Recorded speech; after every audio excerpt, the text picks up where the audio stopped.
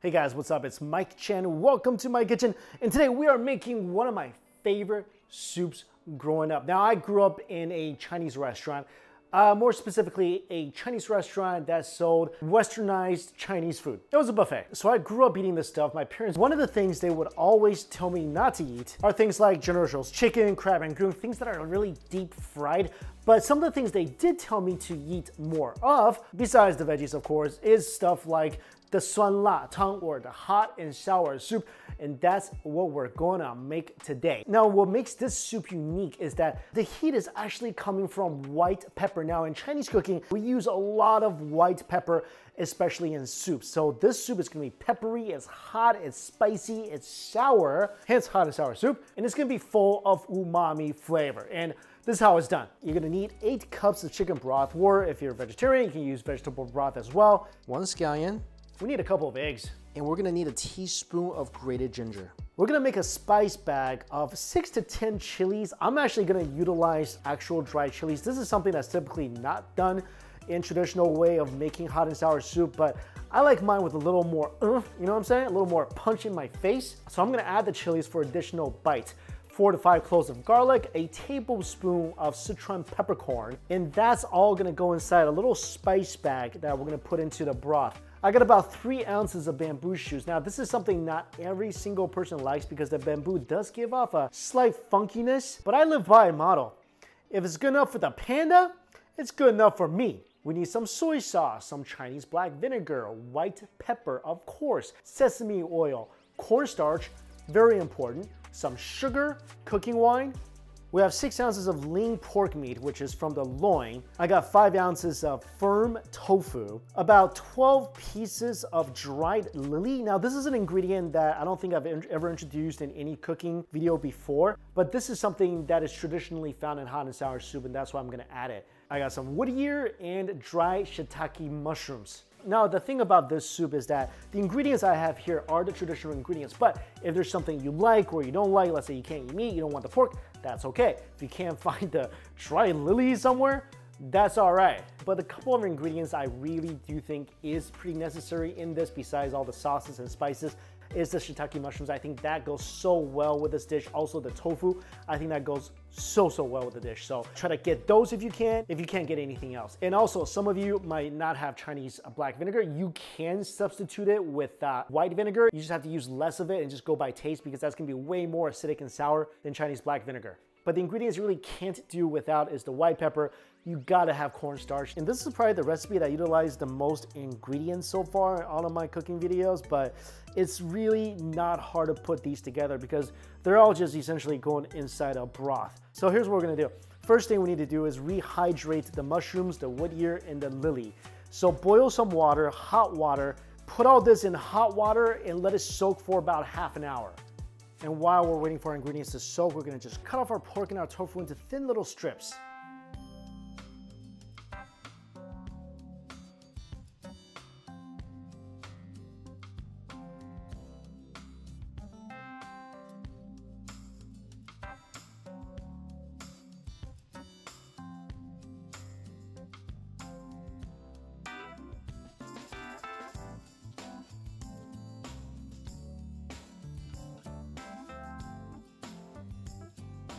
Now that everything's chopped and ready to go, what we're gonna do next is we're gonna take a bowl and fill it with a teaspoon of soy sauce, a teaspoon of cornstarch, and a tablespoon of water. Then we're gonna mix that and then put our pork into it to give it a little more flavor and also let the cornstarch tenderize it. And we're just gonna let this sit for about 20 minutes.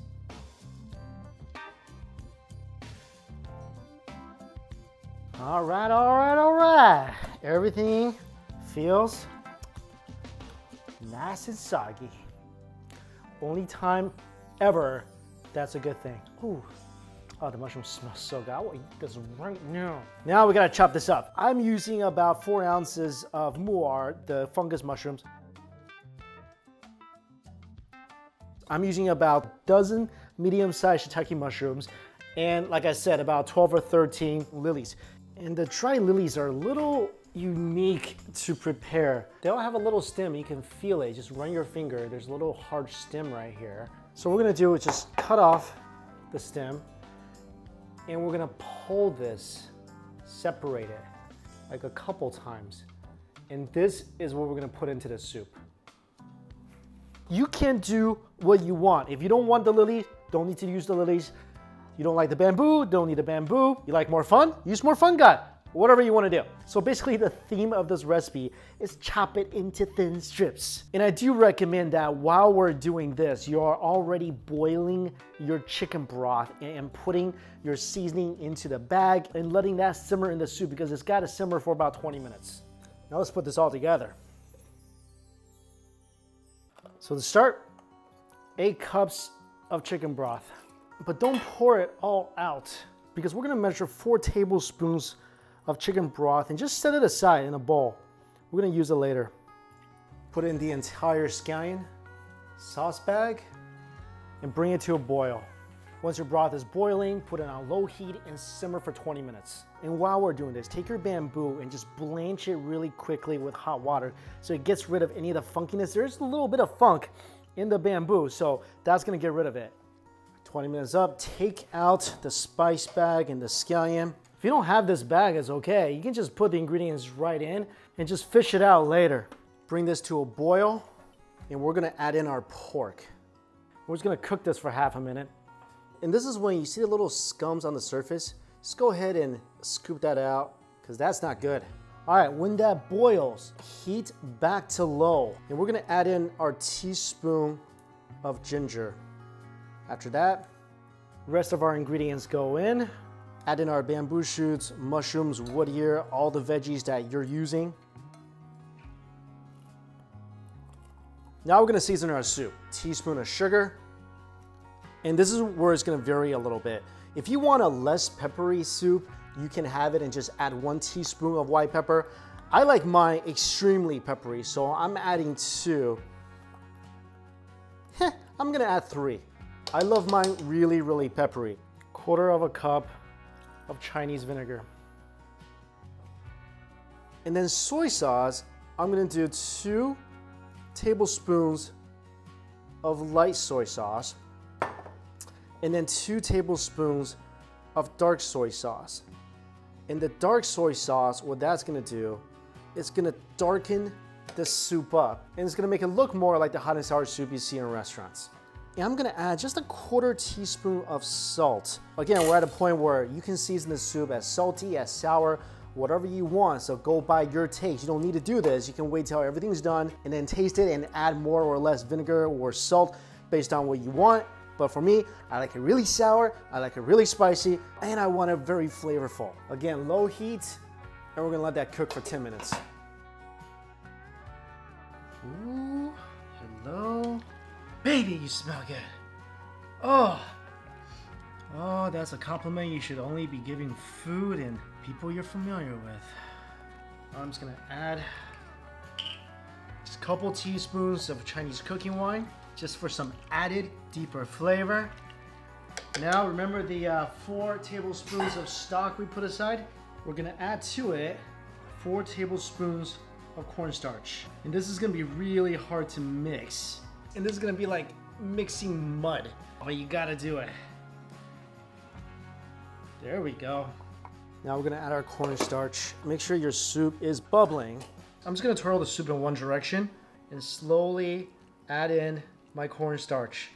Add and stir, add and stir. You gotta make sure your cornstarch is 100% liquidy. Otherwise, it's gonna get clumpy. Nobody likes clumpy. There we go. Now the soup is going to be nice and thick. And if you want it thicker, you can add more. But this consistency, this is perfect for me. Now, a splash of sesame oil. I like a lot of sesame oil. 2 eggs. Beat it really, really well. Again, make sure your soup is bubbling. Twirl it and slowly drizzle your eggs in.